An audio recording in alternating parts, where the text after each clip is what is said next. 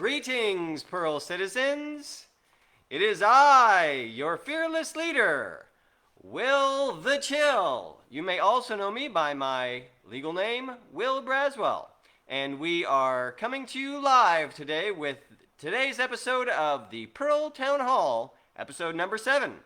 Live from the Perl capital of Texas, Austin, Texas. Woo! Yes, thank you. Today we will be talking about a lot of more cool Perl stuff. And before we do, I'm just going to double check on one or two things to make sure this is working right. And we should be good to go. So I think it's working, and just have to double check because of Facebook and make sure that everything sounds and looks good. All right, so welcome everyone. I'm not sure if I will be able to see the chat. Hopefully I will, because we are using the new version of Facebook, which is a little bit tricky to navigate. Ooh, new technology. They should use Perl. Anyway, but yes, if anybody can hear me now, please just type in a comment and I'll see if it works. So, meanwhile, we are going to go right along here to our discussion. Those of you who have been following along may remember that we have been talking about marketing Perl. Yay, everybody's favorite. That's what I said last time, but I think the audio stream got messed up a little bit. Anywho, we are talking about marketing today, and hopefully my stream is still working well here. And everybody, if you can, follow along at home. You can go ahead and just point your browsers on over to perlcommunity.org, which is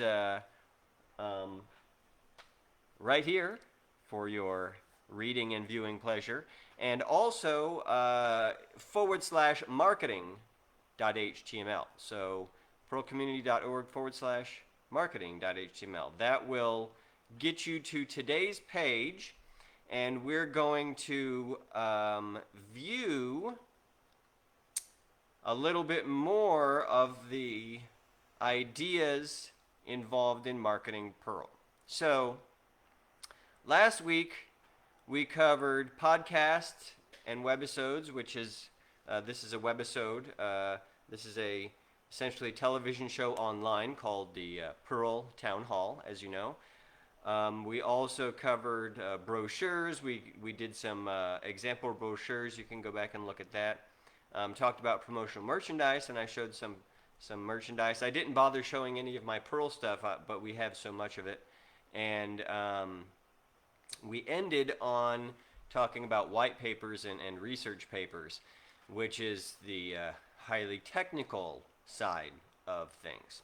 So today we're going to pick up and go a little bit further in marketing with part 2 of marketing.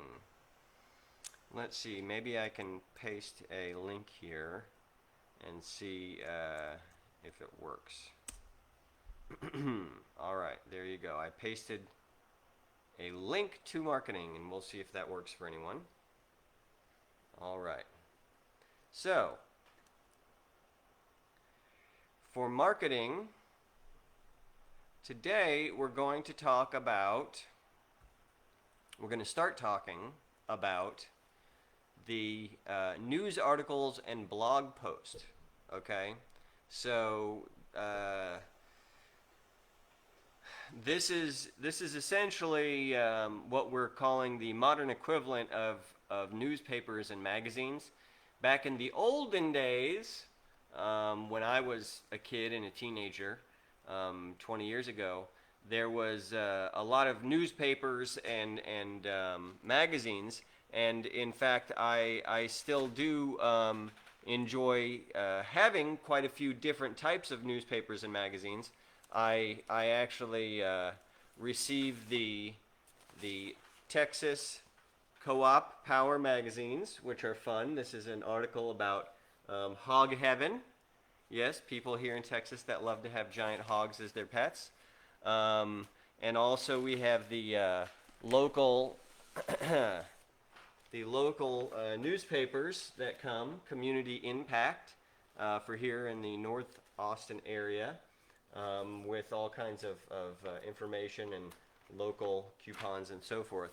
So we do still have magazines and newspapers in our lives, but they're nowhere nearly as critical as they used to be, because it used to be all you could get. There was no such thing as blogs all over the world and so forth. Now things are changing, and pretty much every soccer mom and every Perl compiler creator has their own blog nowadays. Actually, I don't really have a blog right now. This is my my webisode, which is the video version of a blog, perhaps. But perhaps. But we have essentially everybody's writing these weblogs. So it's just essentially like a journal or an article or an entry of some kind.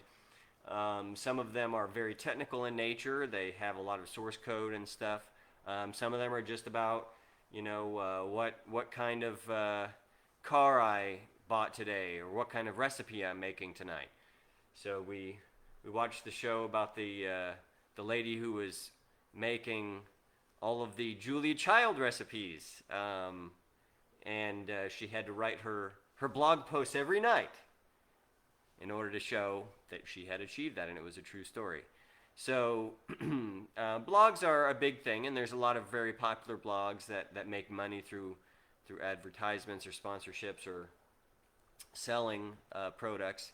There are also a lot of just amateur blogs. So it's really anything that's amateur or professional, okay? And we do have a sort of unofficially official Perl community blogging platform, which is blogs.perl.org. And I do have a few blog entries on there from a while back, and I'm sure I'll put more. We have quite a few nice blog entries that Benny, our dear Benny, has put also a while back, but we were experiencing some growing pains with that particular platform. There's been several attempts to upgrade the blogs.perl.org server and software. There's 2 or 3 different blog software platforms in Perl, and so the last I heard, it was Henry Van Stein or Van Stin. Sorry, I often get that mixed up. And forgive me if I get your name wrong ever, anyone in the Perl community. You know who you are. The creator of Rapidapp, I think he was going to actually try and basically use his Rapidapp blog platform, Rapidapp-based blog platform, which is written in Perl, in order to upgrade blogs.perl.org. So hopefully that will go well and come out on the other end, where we eventually and ultimately and finally at long last have a shiny new blogging platform for Perl. And at that point I will recommit, because Benny and I both did a lot of effort to write blogs and they didn't work, and it was frustrating, and we communicated with many different people about it and never got anywhere. So yeah, that was frustrating. But whenever we do get a new blogs.perl.org, then we're going to have a whole episode just about that, and we'll have the blog people come on and talk to us about the new platform, and we'll get everybody going with Perl blogs because when students and new programmers and even old programmers go online and type Perl or Perl News or Perl blogs into Google or DuckDuckGo or their search engine of choice, we need them to be able to see a lot of blogs that are recent and interesting. It's a never-ending game of competing for attention and playing, keeping up with the competition. So we will need to ramp up our blogging, our Perl community blogosphere, if you like buzzwords. It's really cool to write blogs about Perl. And I will, of course, be blogging about our Perl, the Optimizing Perl compiler, and about the Perl Community Roadmap, and about ML Perl machine learning, and about Perl Town Hall and awesome Perlmongers and everything else that we've got going on. Yes, I will be blogging. So let's also talk about the magazine side of things. There are several popular computer software magazines that have existed for quite some time, and some of them are online only, some of them are online or print both. You can look at the links on the perlcommunity.org, but I will mention them that the Association for Computing Machinery has a highly technical journal, essentially. Also, there's the SD Times, the Software Development Times, which is a popular news site that kind of is along the vein of the older and more popular in the olden times Slashdot, http://slashdot.org. So that's a domain and website whose name is a pun on the format of URLs. So you can check those sites out, and we need to get as many well-written Perl blog posts and news articles as we can to get printed in those type of publications. If all that people read about when they're reading in their papers or they're looking online with their news sites, if all they see is Python, Java, Go, Python, Rust, Java, then guess what? It's going to not help us. So we need, Perl right across the front page headlines. Perl compiler wins speed contest worldwide. More at 10. We need to have exciting news about Perl. And that's where you come in. You need to write Perl blogs. You need to write Perl news articles. I will do it as well. We all are going to do it together. It's the only way that we can make it work.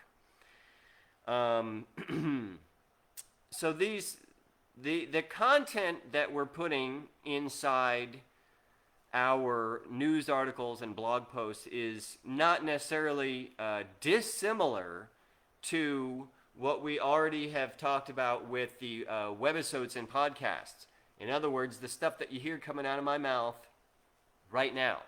This is the content, this is the stuff that we need to have typed out nicely and formatted and printed and disseminated and boosted on search results and printed on Slashdot. And that's what we need to really boost Perl's rankings, ratings, popularity, usage, funding, job opportunities, and so forth. In fact, oh no, the grant was canceled for something. Dean is telling me that to Andre Walker, Perl B, yes, no. the old Perl B grant was what we had abandoned and moved past. So yes, that was not what I was talking about. There's a new one using Rapidapp that should be better and not abandoned. So let's look forward to that. I'll like I said, I'll try and do a whole episode about just blogs.perl.org whenever we can finally get that upgraded. Hopefully with Rapidapp. That would be great.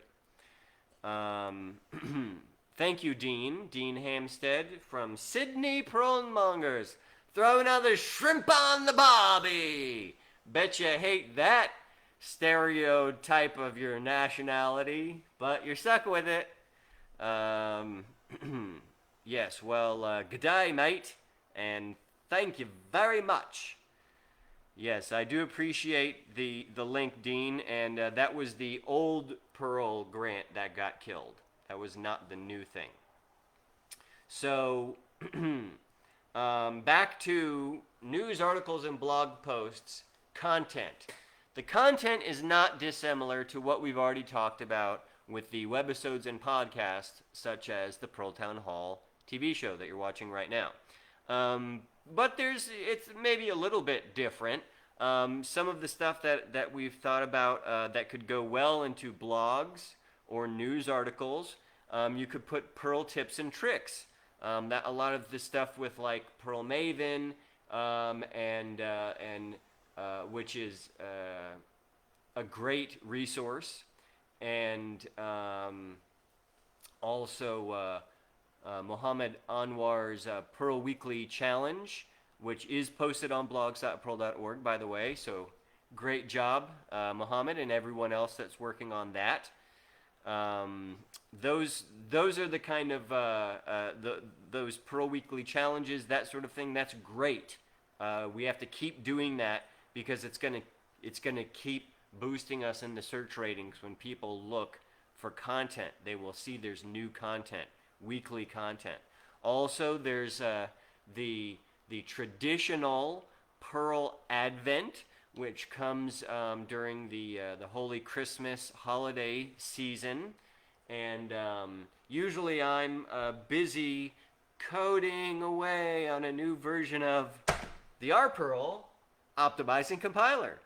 But one of these years, I will get along to, I will get around to it, and I will actually write a RPerl Advent calendar. That's essentially where you post a new blog post or a new news article or a new something every day.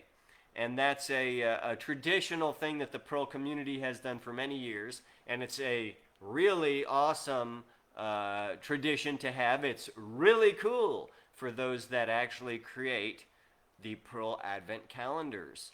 So there was the Catalyst Advent calendar I know that JNAP was doing, and there's many other Perl Advent calendars that many people in the Perl community have done over the decades. So it's just like everything else in the Perl community. We're the oldest, most mature dynamic language community. Yes, we're the only legacy dynamic language. We're the only dynamic language that's a legacy language. Go back and watch one of the previous episodes about industry. I believe it was episode number 2. And you'll see more information about what that means. And you have to watch the video by Dr. Radcliffe. So yeah, we have the traditions like Perl Advent. Those are annual traditions. We also have something that Dean has been doing really well, which is posting new Perl software releases. So we have that regularly in our Perl programmers group, where you are all watching this video right now.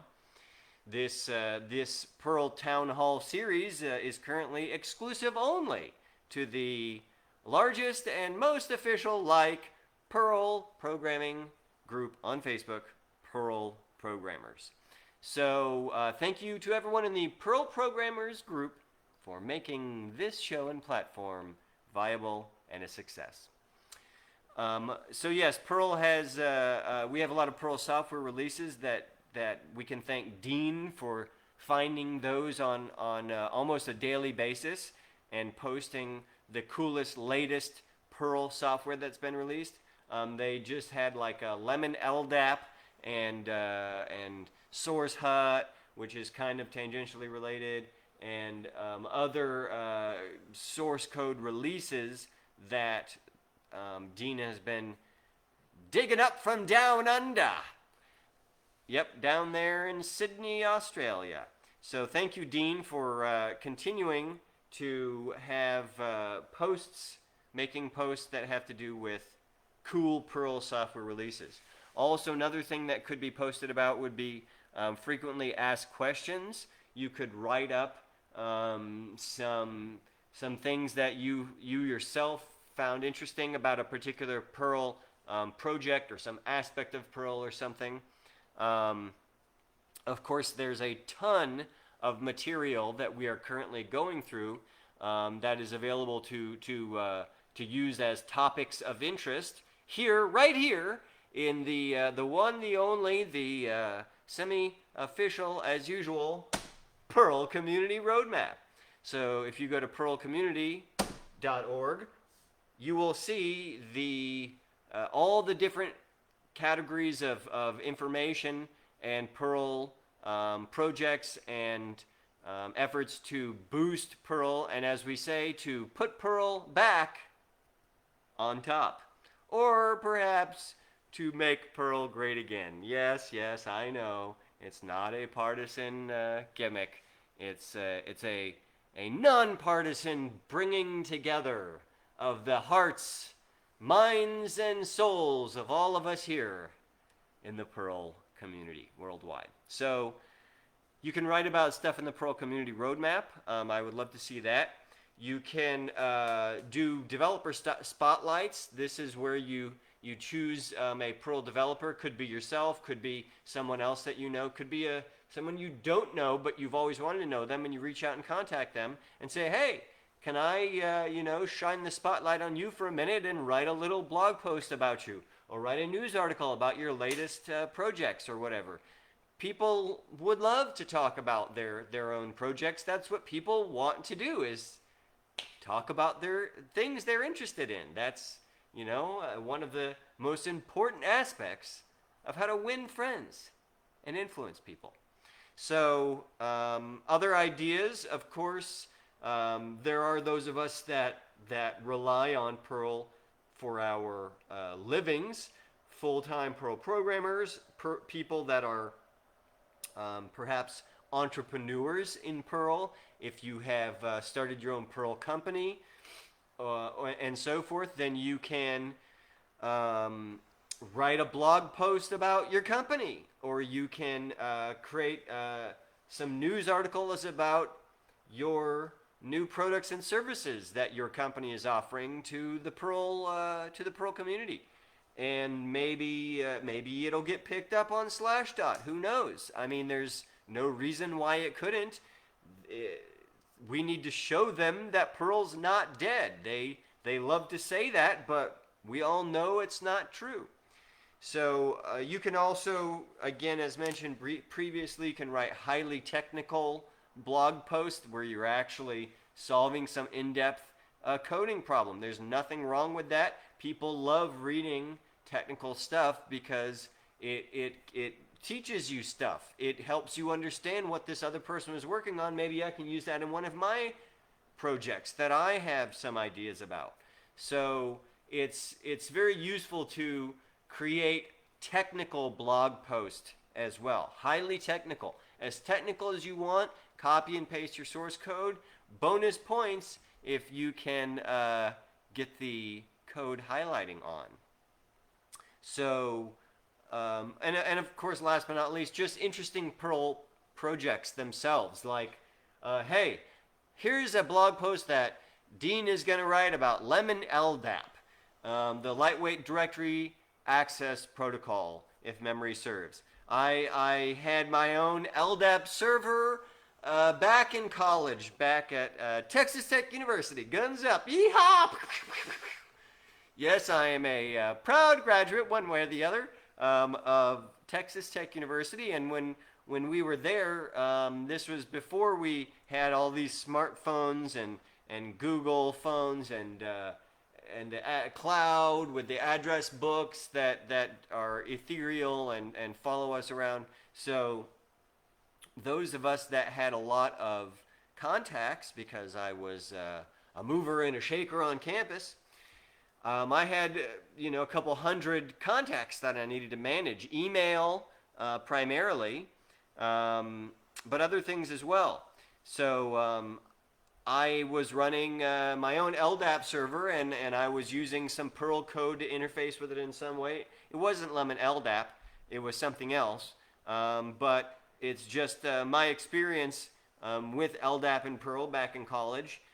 Here we are, decades later, and we still have this cool software, and it's related to Perl. So Dean had said SourceHut isn't Perl. Yes, SourceHut, as I mentioned, is somehow indirectly related to Perl in the sense that all Perl programmers, all good programmers, should be using some sort of software version or revision control system, which, as popularized by the Linux kernel and now many Perl projects, including the RPerl optimizing compiler, we use Git, G-I-T.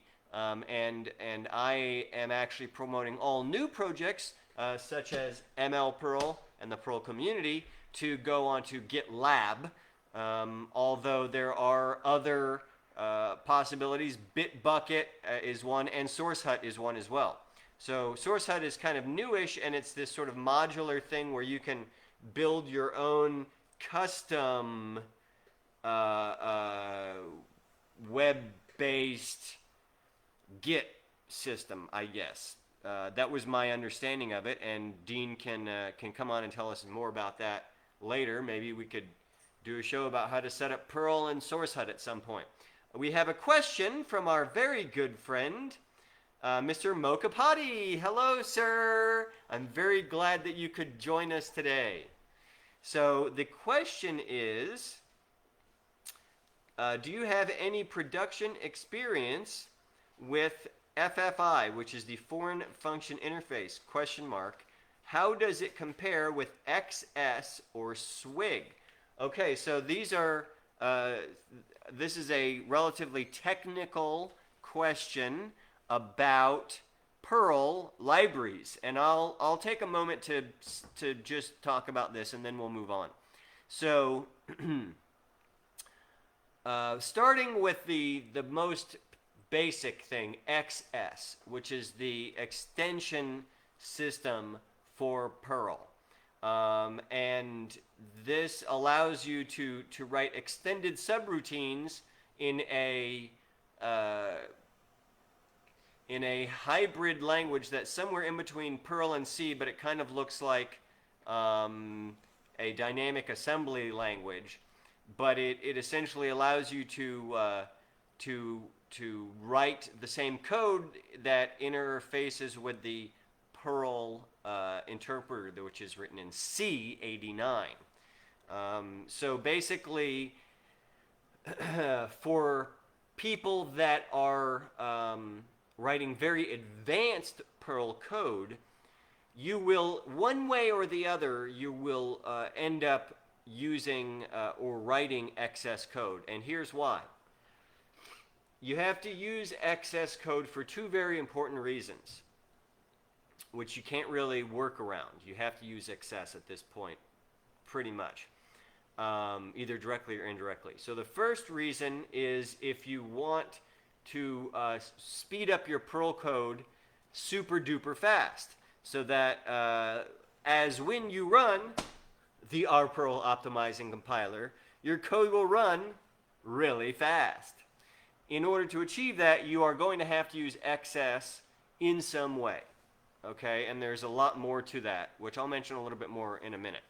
The other second use where you pretty much have to have some excess somehow, is when you want to connect your Perl code to some pre-existing C library. So there's a C library that someone else wrote, or maybe you wrote it, or you got it from your job or something, and you need to be able to access the functions or data from that C code. And in order to achieve that, again, you must use XS as an intermediary language that goes between Perl and C. So XS is kind of the base that a lot of other things are built on.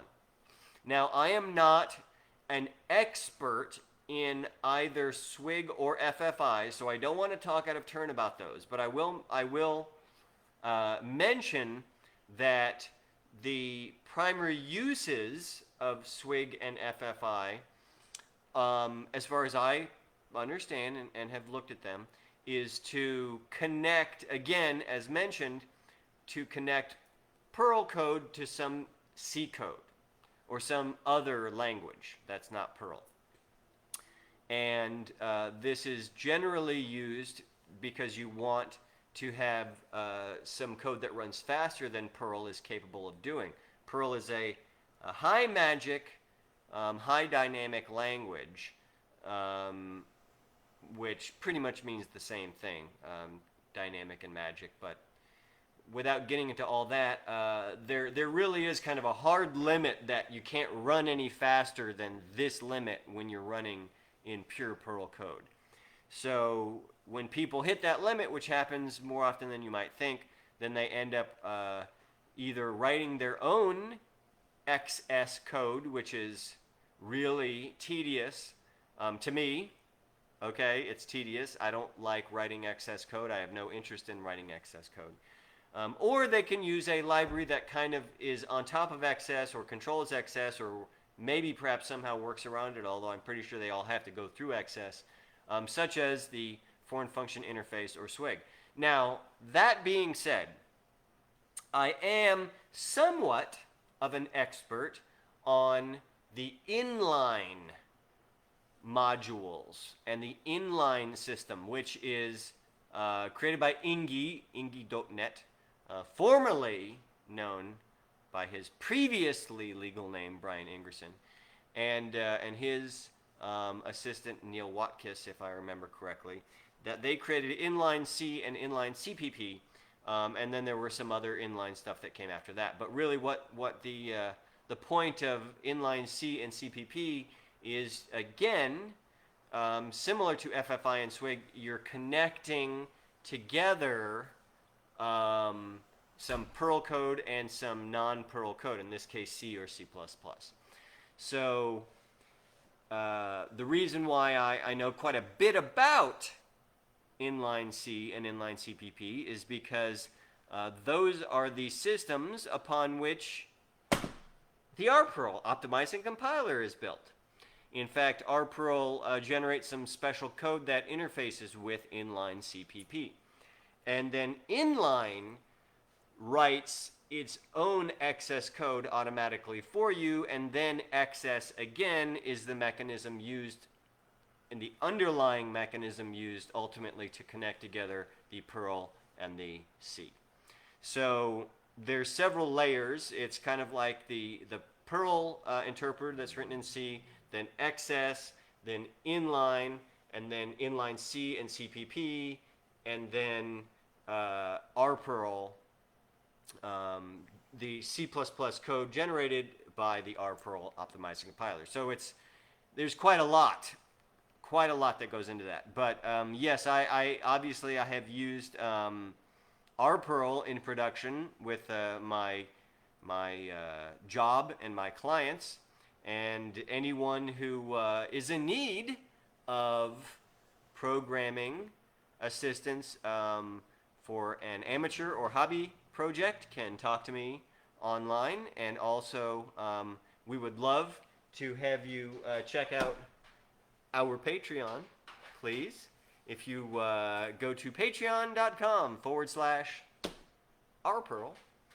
Also, if you are a professional and your company is in need of the Perl professional services for compiling your existing or future Perl code, then you can go to our corporate website, which is autoparallel.com. AUTOPARALLEL.com.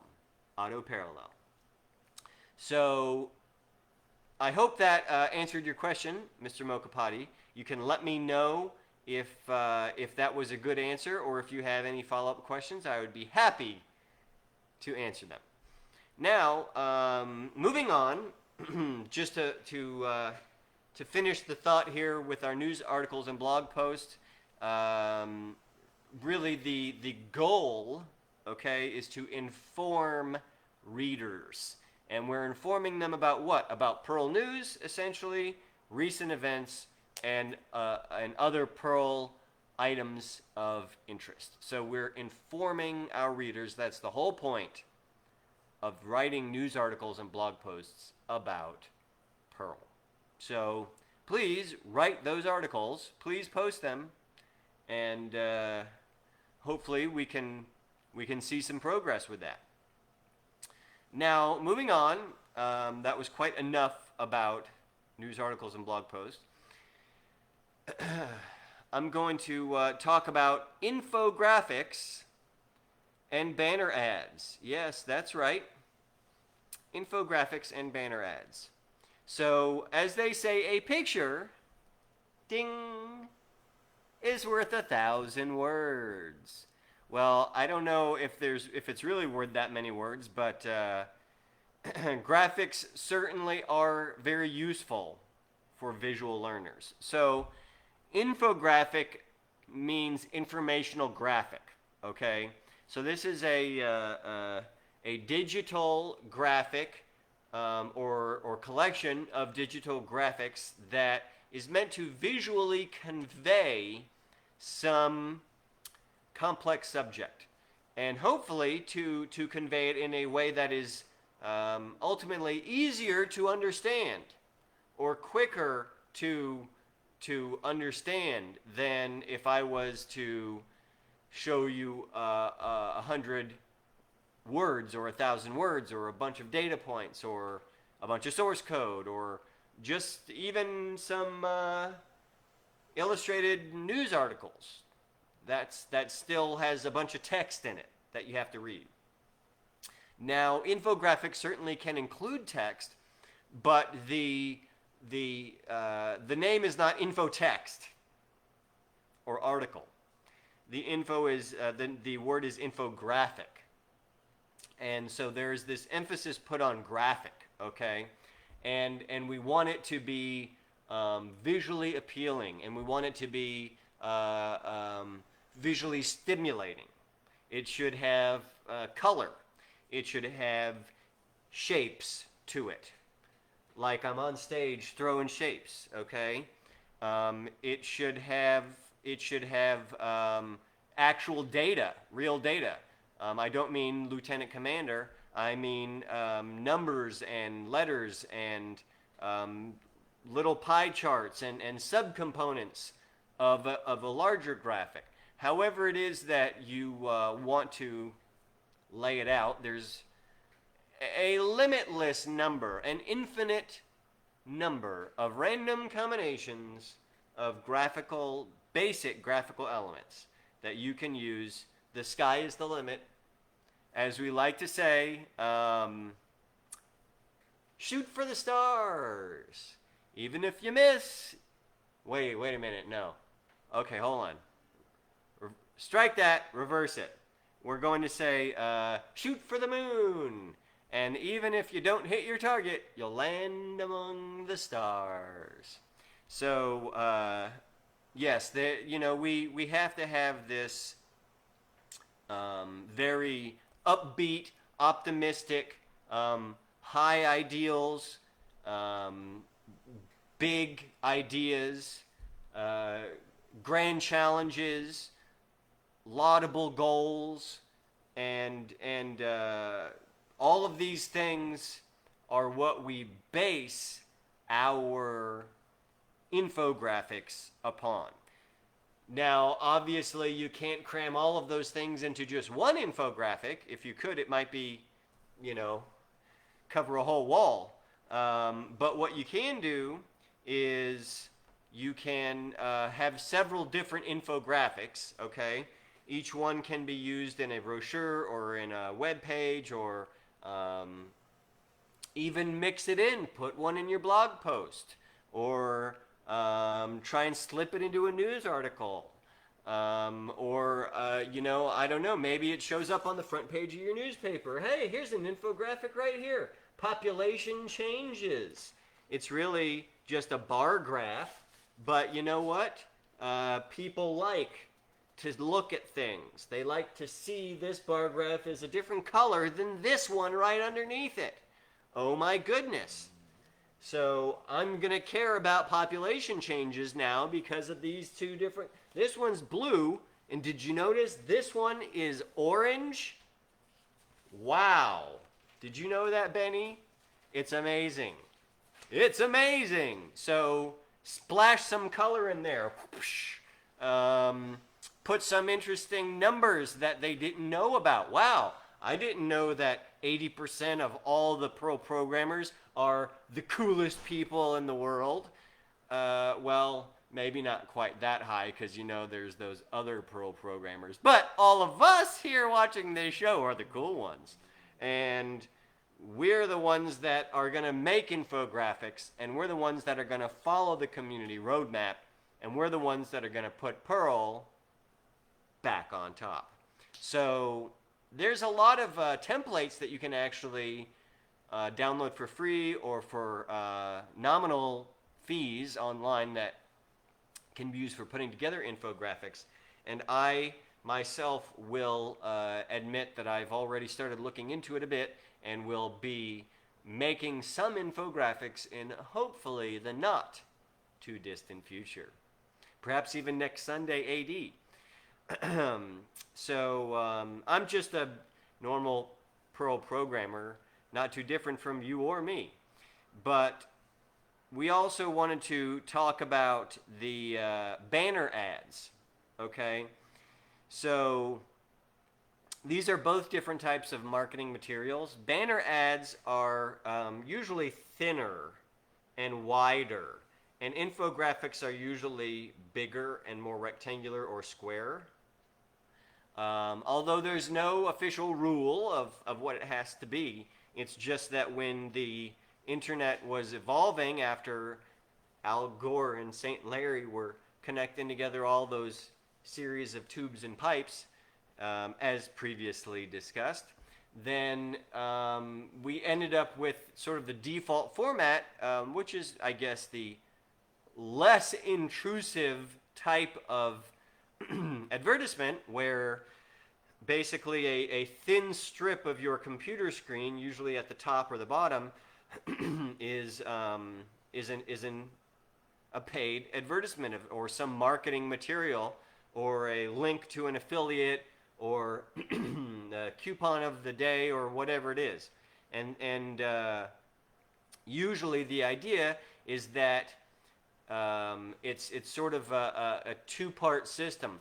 There's the person who has a website with content, and maybe that's a blog person that has a lot of people following their blog, or maybe it's somebody that is a celebrity, or maybe it's somebody that is just has an online store and they're selling stuff.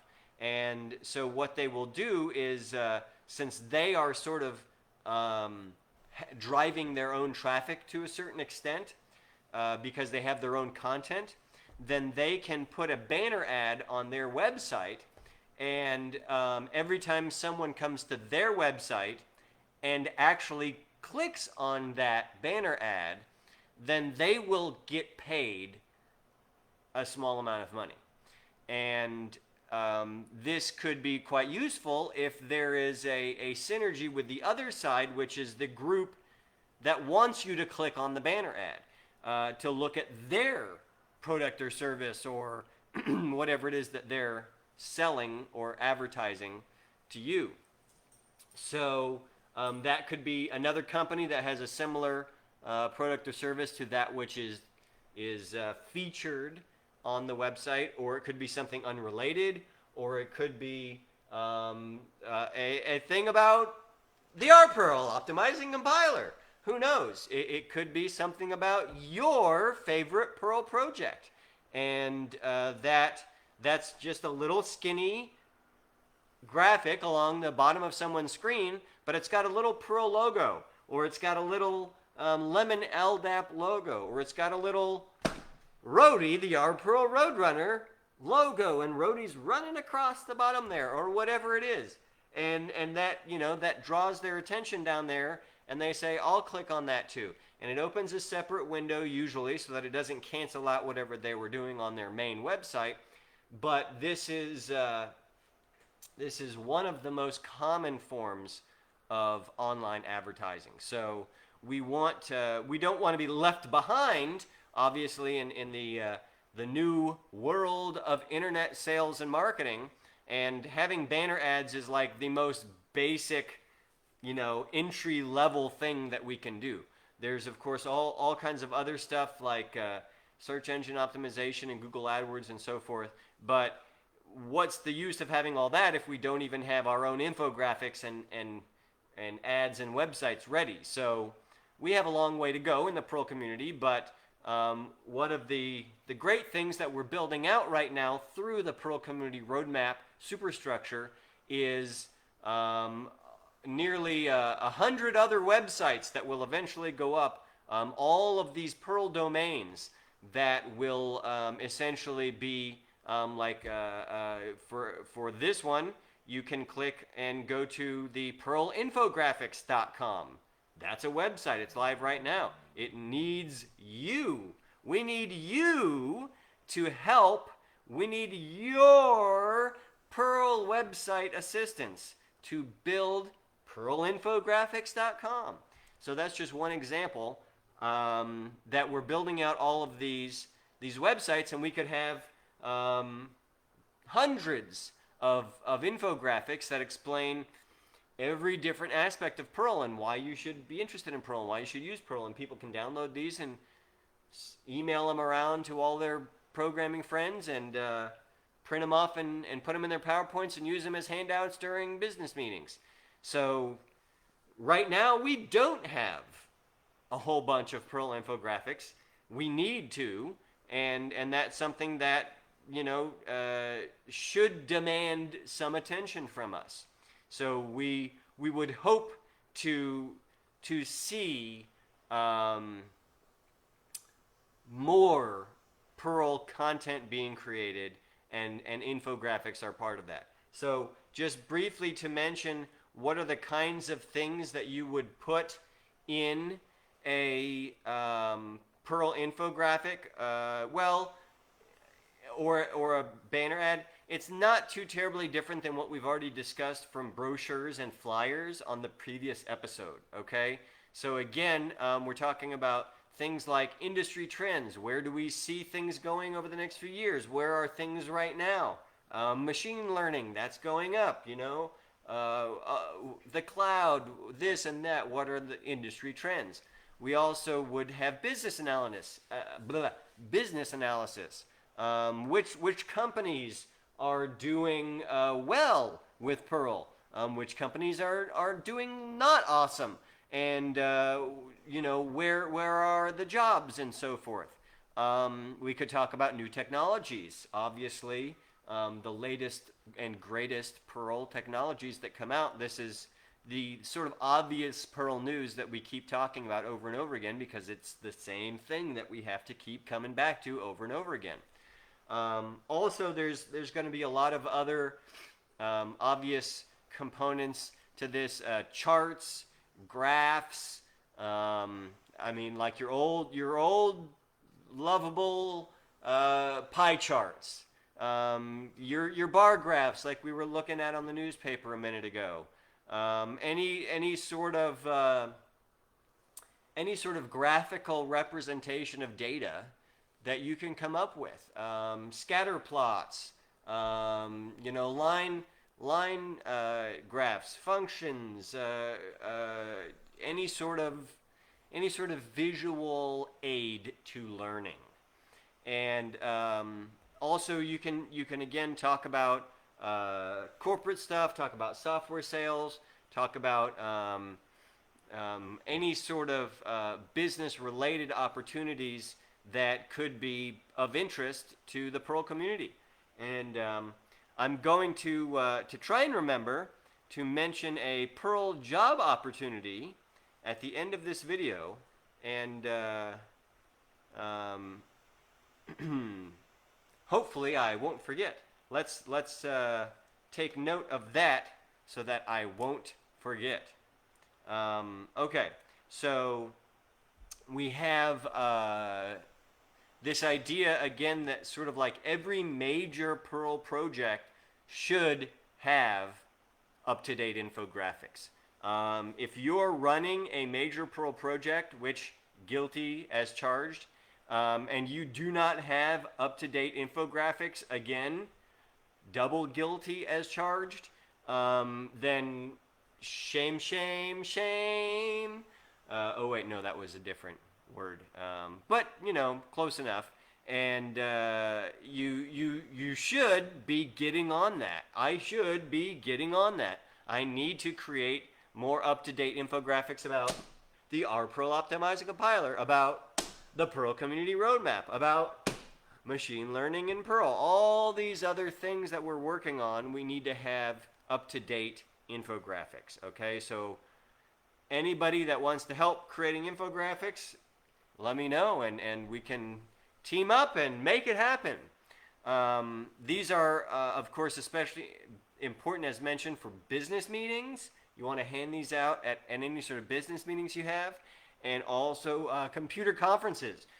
So I know that we have the coronavirus quarantine right now, which is a very scary thing in many ways, but we're all doing our best to stay safe, wash our hands, wear our masks, and social distance with everyone. That's me bumping elbows or giving a non-handshake greetings, okay?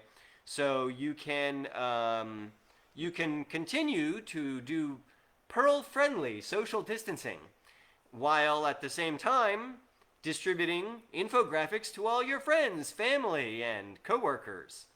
So we won't be having our Perl conference in person this year, unfortunately, but we will have online activities instead.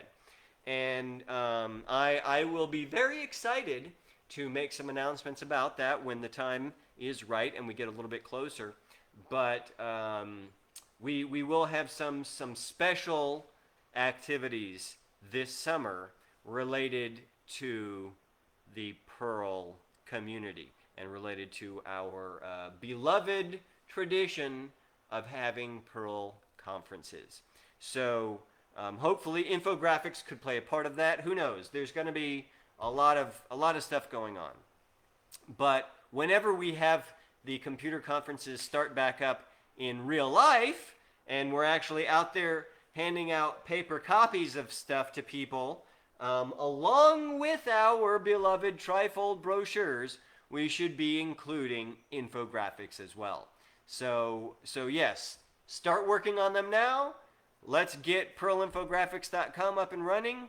Let me know if you want to help out with that, and we can do it. We can get some cool marketing material made to help put Perl back on top. So the last point about the infographics and banner ads is, of course, our goal here is essentially to create Perl graphics and Perl graphs, which target visual learners. I mean, I tend to be more of an audio learner, but everybody has some amount of visual learning in them. And some people, many people perhaps, are very visual learners, and this is especially geared towards them. you don't want to hand a visual learner a white paper with no graphics. Some people can chomp right through a white paper with no graphics, and that's what they need and want. Some people, it's the opposite. They need all graphics. Some people need to see my beautiful, shining, ruggedly and traditionally handsome face talking to you live on a weekly basis here at the Perl Town Hall, because you may be a visual person, or you may just enjoy the human element. So there's many different styles of learning, and infographics and banner ads and other visual marketing collateral is obviously geared for visual learners. So that's our overview of infographics and banner ads. And now we will finish up briefly, because we're getting close to our 1 hour here. We will mention a particularly fun type of event, a Perl event that's called a beer and burger meeting, or beer and burgers, or pizza and beer, or pizza and burgers, or beer, pizza, beer, burger, spam, beer, pizza, burgers, and spam, burgers, beer. So I don't know, you can include some fries on the side, and maybe you want to shake with that. I don't know.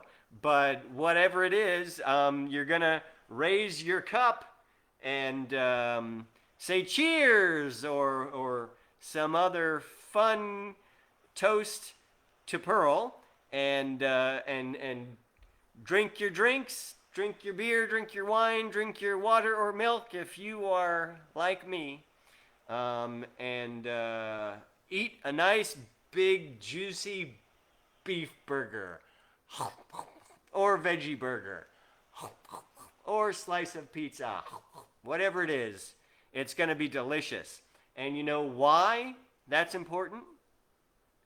Because nothing that I know of exactly quite so easily, readily, and effectively increases morale as a nice, delicious meal. Food and drink, snacks, beverages, beef, beers, burgers, Battlestar Galactica. Oh, wait, no. I'm a Star Trek guy. I only watch Star Trek every day. But I will say that you can talk about Star Trek. You can talk about Battlestar Galactica. You can even talk about Star Wars if you want. Because usually in the beer and burger meetings, there's lots of other topics that are not related to Perl which are discussed. So non-Perl discussions are going to be sometimes a big part, sometimes a central part of the beer and burger meetings. And I would simply state that at the very least, you should be meeting under the auspices of Perl. In other words, you're meeting with Perl friends, or your meeting is labeled as a Perl dinner meeting, or it's burgers, beer, and Perl, or however you want to market it. But some way or another, people should at least know that this is a Perl beer and burgers, not just a regular beer and burgers. It's definitely not a Python beer and burgers. So yes, it's a Perl event. And of course, please be sure that you are following all applicable state, federal, and human laws and decency and appropriateness when you are imbibing responsibly. So this is something where we don't want anyone getting in trouble, acting the fool, or getting wasted or drunk, and then making Perl look bad. And we definitely don't want ever to have anybody who get Woo! Sorry, you're arrested. Going to jail. Yeah, we don't need that in our Perl blog posts and webisodes and TV shows and news. Latest news: half a dozen Perl programmers arrested after drinking a whole keg of beer. More at 10. Yeah, we don't want that. But what we do want is anybody that is of the applicable legal age and can safely do so and wishes to do so with no religious or social compunction against it, go ahead. Have an alcoholic beverage of your choice. Enjoy one for me. And I'll have a nice tall glass of milk, or perhaps even a non-alcoholic beer. But there's nothing wrong with letting the programmers have some beer together. In fact, it can be one of the strongest bonding rituals that you may find among Perl programmers. I know that MST loves his beer. Hi, Matt. And I know that many other Perl programmers are either connoisseurs or are just simply as normal human beings like to have a drink with dinner. So that being said, if there's often you're going to find there's no specific agenda for these meetings, and that's okay, just so long as you talk about Perl at least once. However, sometimes there is a specific agenda. Somebody had written down their stuff and had a list of talking points, and this was then transformed from an informal beer and burger meeting to an official Perlmongers meeting.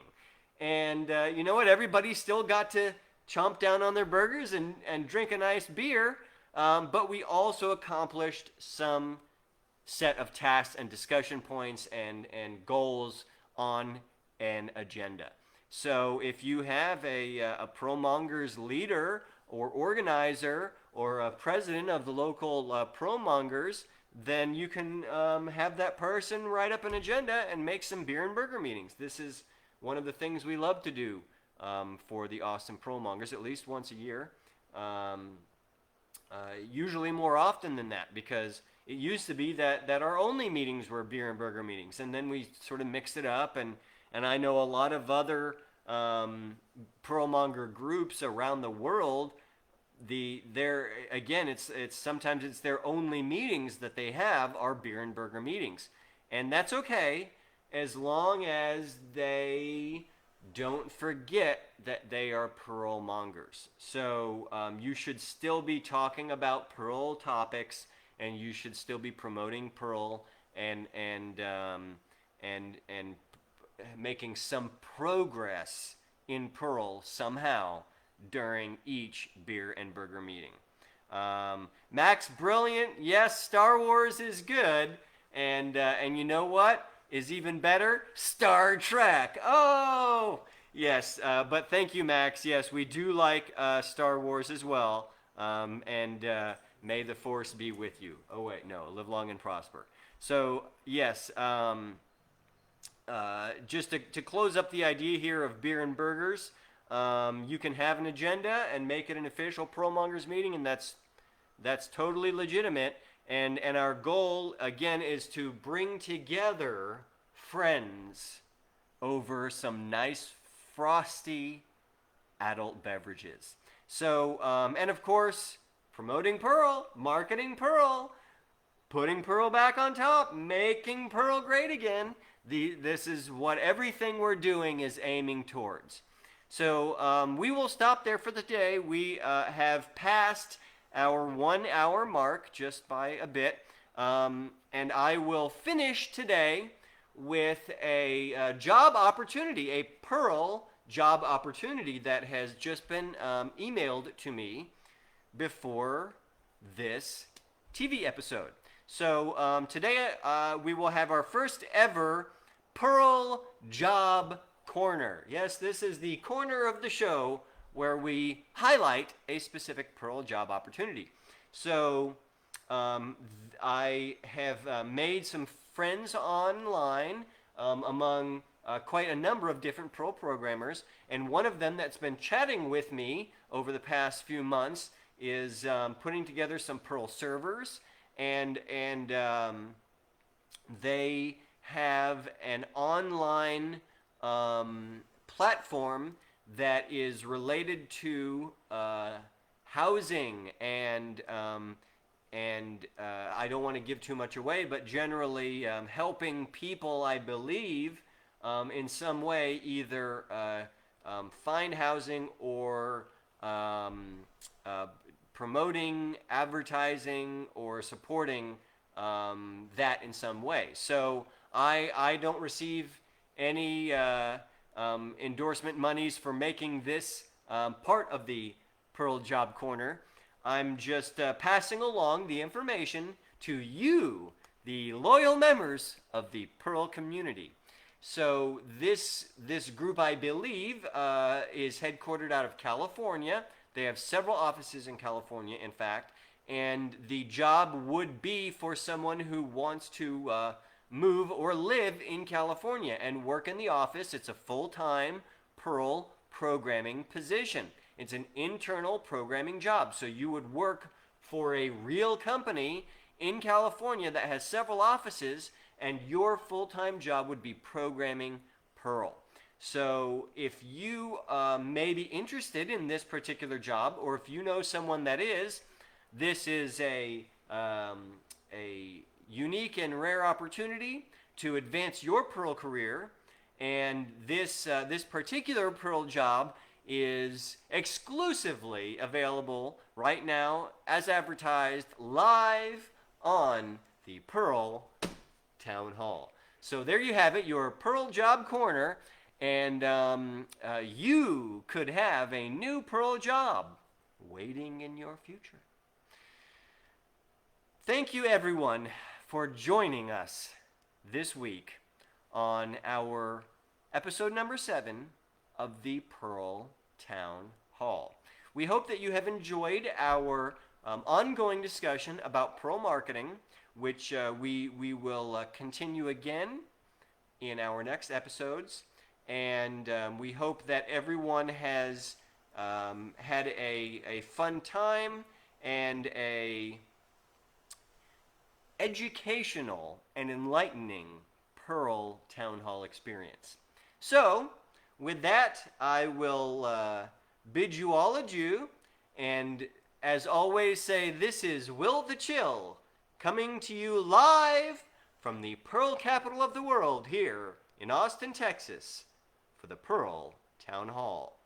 Stay safe, and put Perl back on top. And cut.